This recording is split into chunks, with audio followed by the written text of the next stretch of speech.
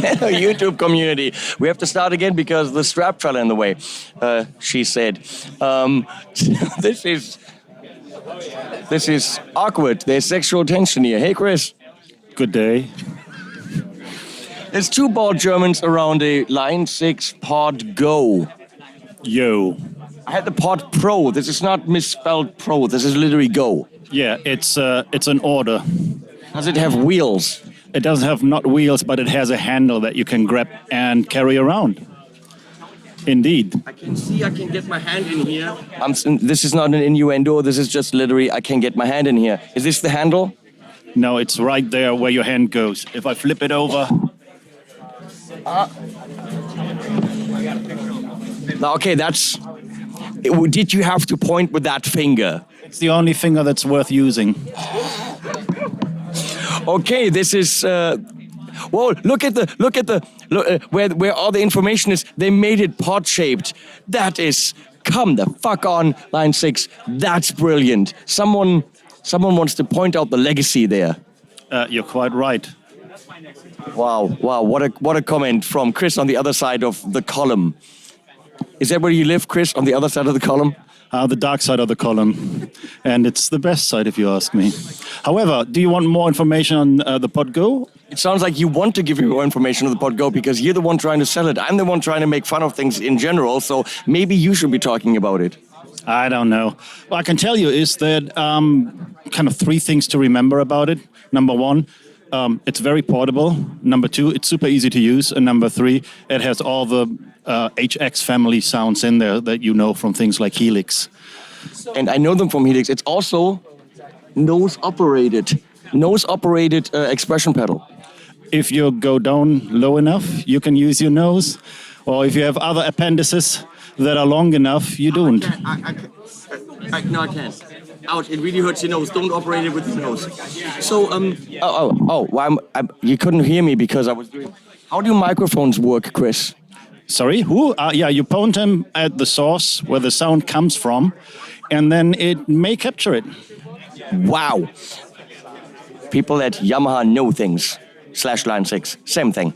So, it's got the Helix family sounds, but on the HX Stomp, there's a limit of how many modules or things you can use, correct? That's correct. And here we have what we call a kind of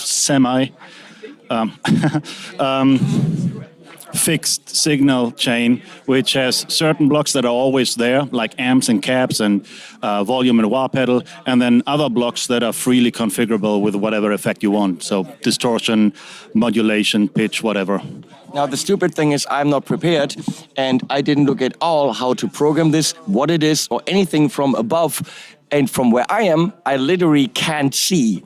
So I wish I could tell you anything about it. It has a beautiful color screen, which is not a touch screen, but it gets operated with the knobs next to it like all the Helix family, correct?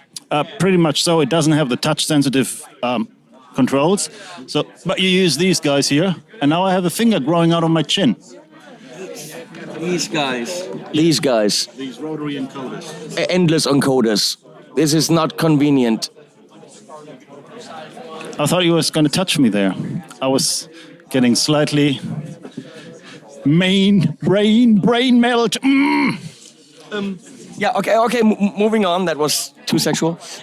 So same operation, little awesome super high-res screen, not touch sensitive. And can these have different colors, or are those all just red? No, they can have different colors. Let me touch you slightly and hit the mode button, and then we have the Stompbox mode that gives you buttons for different effects that you can turn on and off, color-coded, like the green is the delay, the blue is the modulation, and so forth. I love visual feedback like that. It's absolutely necessary to know on stage where you're, stomping. In the back, let me take a look in the back, not in your back, the thing. No XLR out, but we got an amp out, meaning going to amp. And then we got an FX loop 1, which can probably be incorporated wherever you want. Second input for an expression, stereo main out, phones, USB, no XLR, but that's why you buy the Helix. However, it is balanced, so if you use a TRS to XLR connector, then you have a balanced out like an XLR output. Awesome. Now let me ask you something, and maybe get this, maybe stomp you. Get it? Get it? No, totally. Can you explain it to me? It's called a Stompbox. Whatever. So, bald people, they know nothing. On the Helix, I was trying to find a global cab sim defeat, so that if I'm using it with an actual amp and cab, that on all the presets I can just turn the cab simulation off. I couldn't find it because it probably doesn't exist, correct? I think your search and your research has proven correct. There is no global cab off. You would just use an amp model without the cab. Yeah, but then I have to change all my presets. What if I want to use my presets at home, DI, and on stage? I will have to duplicate them and reprogram. Wouldn't it make sense to have a global cab off? So what we hear from Pod Go with the amp out, you actually have the option of running the amp out without any cab simulation to your amp, while the front of house still gets the full cabinet modeling signal. It's almost as if Line 6 thought of what I was going to say and had a smart-ass answer. A good one. So, price point on the Line 6 Pod Go. USD I only have, which is $449 US dollars. And that's, of course, without tax. So in Germany, we're talking $499 to $549, roughly. See your retailer for detailed pricing. I don't know. Yeah, there's no retailers here, so we don't know.